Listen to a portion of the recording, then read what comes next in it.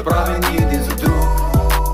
От дните заедно искаш още, за тези влюбените тук. Сега играта ще започне, затова събрали сте се тук. Напред колко има още.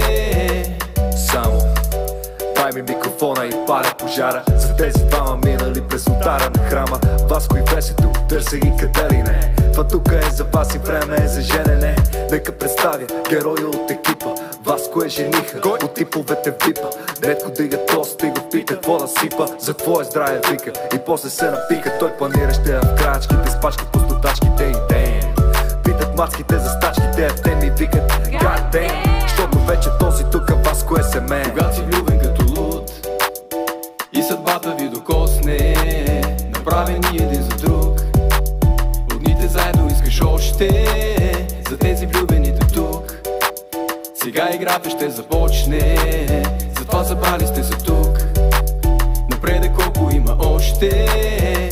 Трябваше да почна тип рок-н-рол, т.е. нежния пол. Направо викаш лол, направо извън контрол. Сори как знаеш как и какво да правя. Последните са първия, най-доброто за накрая. Да. Аплодисменти. Да. Тук набира, има една забележи, има шаферка любима на името Полина, която си е до тебе още откакто се родила. Ако питаш за идеята, ще каже беше нейна. Спуших от ракета и нарга до басейна. Не всеки кандидат ще каже брат, пие една вода питейна. Защото сестрата е с кълката на ръката, т.е. че вече е семейна. Това е застава за веселието, за партито, за умението. Да спрем за малко и да загубим себе си във времето. И съдбата ви докосне, направени един за друг. От дните заедно искаш още, за тези влюбените тук. Сега играта ще започне, затова събрали сте се тук. Напред колко има още. Когато си влюбен като луд и съдбата ви докосне, направени един за друг. От дните заедно искаш още, за тези влюбените тук.